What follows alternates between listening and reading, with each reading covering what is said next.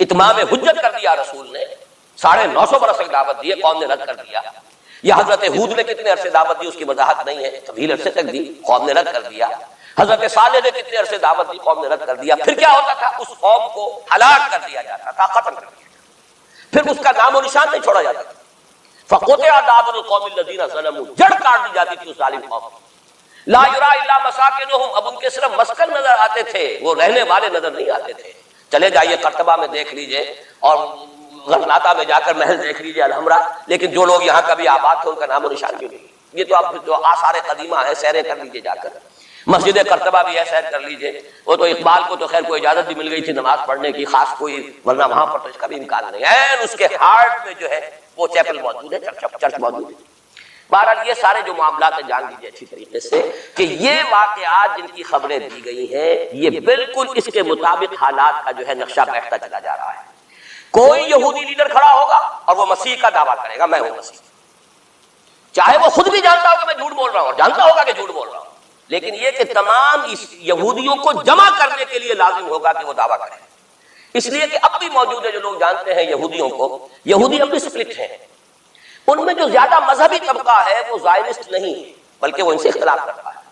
Zionism کی اپنی ایک تحریک تھی، وہ یوں سمجھیے کہ ایک ریشسٹ نیشنلسٹ موومنٹ ہے، وہ ایک نسلی قومیت کے اوپر چلنے والی جو ہے وہ ایک قوم پرستانہ حکم جو ہے تحریک ہے. جو مذہبی طبقہ ہے، جو یہودی داڑیاں رکھتے ہیں اور جو لمبے لمبے بال رکھتے ہیں اور کالی ٹوپیاں پہنتے ہیں اور لمبی شیروانی اور ٹائپ جو ہے ان کے لانگ کوٹس ہوتے ہیں اور یہ وہاں مینہٹن میں بڑے نظر آتے ہیں گھومتے ہوئے اور بہت سرمایہ دار ہیں، اسی لیے نیو یارک کو جو یارک کہا جاتا ہے. وہ یہودی جو ہے وہ ان میں بڑا طبقہ بھی موجود ہے کہ جو اس زائنزم کو اور اسرائیل کو تسلیم نہیں کر رہا. تو ظاہر بات ہے کہ ان کے لیے ضرورت ہوگی کہ کوئی مذہبی اپیل آئے. منتظر تو وہ بھی ہے مسیح کے، اب آنا تو نہیں ہے، وہ مسیح جو آئے گا وہ تو آئے گا ان کی ہلاکت کے لیے. اس سے پہلے کوئی کھڑا ہوگا اور اس کو پھر یہ مذہبی یہودی بھی مان لیں. نتیجہ یہ ہوگا کہ جو بھی پوری دنیا کا یہودی ہے وہ اس ایک علاقے میں آ جائے گا اور وہ اپنے اس گریٹر اسرائیل کے لیے پھر جو وہاں پر جنگ کی بھٹی دہکے گی. یہ کتاب الملاحم، اکثر جو حدیث کی کتابیں ان کے آخر میں آگے کتاب الملاحم کا باب ہے اللہ تعالیٰ، جس میں کہ اس دور کی خبروں کا جو ہے حضور نے پوری پیشن گوئیاں کی ہیں کہ یہ کچھ ہونا ہے. جہاں تک المسیح الدجال کا تعلق ہے اس کے بارے میں تو الفاظ یہ ہیں کہ کوئی نبی اللہ کا ایسا نہیں گزرا کہ جس نے مسیح الدجال کے فتنے سے خود پناہ طلب نہ کی ہو. خود حضور کی جو دعائیں ہیں معصورہ اس میں ہے وَأَعُوذُ بِكَ مِن فِتْنَةِ الْمَسِيحِ الدَّجَّالِ، اے اللہ میں تیری پناہ طلب کرتا ہوں فتنت مسیح الدجال سے. وہ فتنہ اب سر پر آیا ہوا ہے. یہ چند سالوں کی بات ہے اور اکثر و بیشتر کچھ اور حوالوں سے بھی، وہ نوسٹروڈیمس کے حوالے سے ہو یا کسی اور کے حوالے سے ہو، پیشن گوئیاں وغیرہ. دنیا میں اس وقت پوری اس فضا کے اندر جو مذہبی فضا ہے یورپ کی وہ بھی بہت پریگننٹ ہے اس حوالے سے کہ یہ پیشن گوئیاں اور اس طرح کی خبریں اور اس طرح کی آمد. چنانچہ میں کئی مرتبہ کر چکا ہوں کہ آپ کو امریکہ میں بمپرز کے اوپر سٹیکرز ملتے ہیں مسیح is coming, Jesus is coming.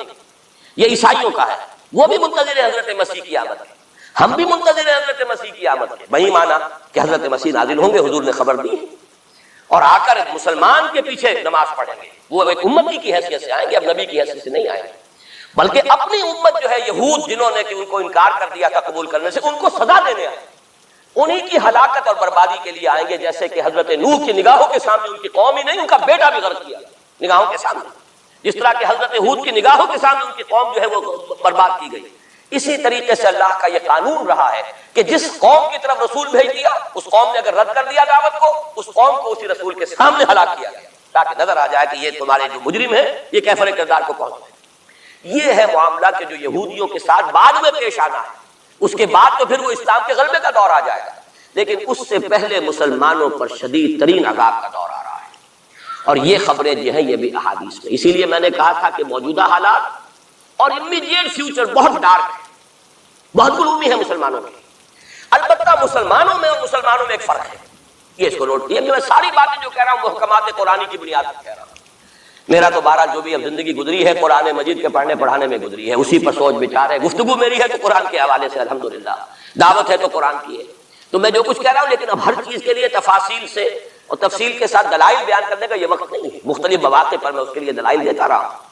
لیکن نوٹ کر لیجئے، میں نے اسی مسجد میں ایک دفعہ ہیومن جیوگرافی کا لفظ استعمال کیا تھا کہ یہ جو تاریخ انسانی ایک جغرافیہ بھی ہے.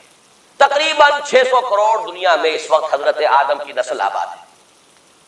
ان میں سے 1/5 1 ارب سے زائد ہے، 120 کروڑ کے لگ بھگ ہیں مسلمان، ان سے دگنے ہیں عیسائی حضرت مسیح علیہ السلام کے نام لیوا، باقی جو ہے وہ پھر بقیہ ہیں، ہندو ہیں، بدھ ہیں، یہ ہیں وہ ہیں، لیکن یہ سمجھ لیجئے کہ یہ ہے ہمارا اس وقت ہیومن جیوگرافی کا ایک معاملہ۔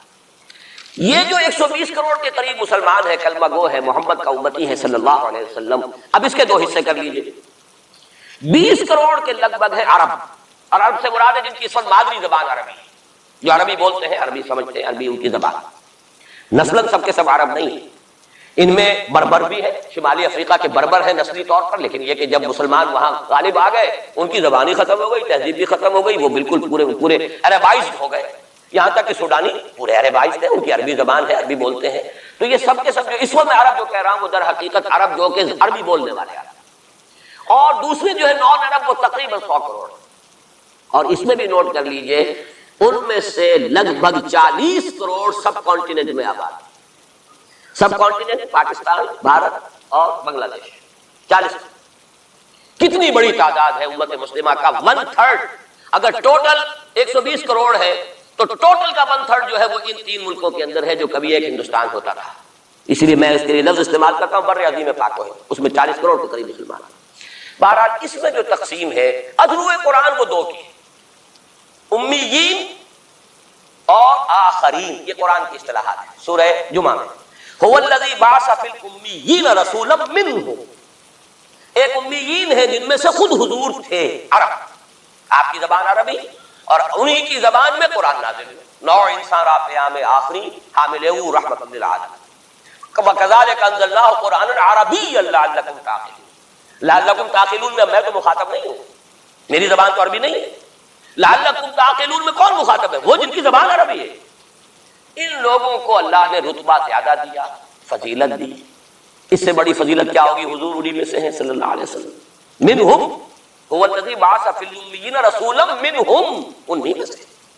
پھر یہ کہ ان کی زبان میں اللہ نے اپنا کلام نازل کیا، فضیلت بھی بڑی ہوئی، لیکن فضیلت جہاں بڑی ہوتی ہے ذمہ داری بھی زیادہ بڑی ہوتی ہے، اور زیادہ بڑی ذمہ داری والا آدمی کوتاہی کرتا تو سزا بھی زیادہ بڑی ہوتی۔ تینوں چیزیں جو ہے لازم و ملزوم ہیں، جن کے درجے ہیں سوا ان کی سوا مشکل ہے، درجہ سوا ہے بلند ہے، ذمہ داری بھی زیادہ ہے، کوتاہی ہوگی تو سزا کی بھی زیادہ مستحق ہوگی۔ اس کا مصداق ہے عالم عرب، خاص طور پر وہ جو اصل عرب ہے پرانے، لیکن طبعاً چاہے وہ غیر عرب تھے لیکن عربی زبان اب ان کی مادری زبان ہو چکی ہے، وہ بھی اس میں شامل ہے۔ ان پر اصل سزا کا دور ان پر آتا ہے، اور ایک عجیب بات ہے انہی پر اصلاً ایک سزا کا دور پہلے بھی آیا ہے، یہ سیکنڈ ٹائم ہے، جیسے کہ بنی اسرائیل کے بارے میں آیا ہے، وَقَضَيْنَا إِلَىٰ بَنِي إِسْرَائِيلَ فِي الْكِتَابِ لَتُفْسِدُنَّ فِي الْأَرْضِ مَرَّتَيْنِ وَلَتَعْلُنَّ عُلُوًّا كَبِيرًا، بنی اسرائیل کے لیے بھی ہم نے طے کر دیا تھا کہ 2 مرتبہ تم 2 سرکشی کرو گے اور ہمارے عذاب کے کوڑے تمہاری پیٹھ پر برسیں گے۔ یہی معاملہ بنی اسماعیل کا ہے۔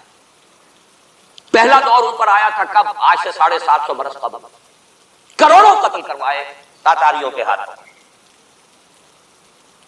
ان کی حکومت ختم، آخری خلیفہ بنی عباس اس کو نکال کر محل سے اور جانور کی ایک کھال کے اندر لپیٹ کر اور تاتاریوں نے اپنے گھوڑوں کے سموں تلے کر ختم، اور پھر انہی تاتاریوں کو اسلام کی توفیق دے دی، اسلام کا جھنڈا ان کے ہاتھ میں تھما دیا ہے۔ آیا فتنہ تاتار کے افسانے سے پاسما مل گئے کعبے کو صنم کھانے۔ اس کے بعد کچھ عرصے رہا معاملہ ہسپانیہ میں عربوں کا، آج سے 500 برس قبل وہ بھی ختم۔ تو عربوں پر ایک دور تو وہ آ چکا، لیکن وہ دور ایکسٹرمینیشن کا نہیں تھا، وہ دور کاہے کا تھا؟ معزول کر دیے گئے، امت کی جو قیادت تھی وہ غیر عرب کو منتقل ہو۔ ترک کون تھے؟ غیر عرب۔ ترکوں ہی کے اندر سے یہ 4 جو ہے یہ سٹاکس نکلے ہیں، ایک سٹاک ایک ہے، 4 اس میں سے آپ کہہ لیجئے کہ مختلف اس کی شاخیں ہیں۔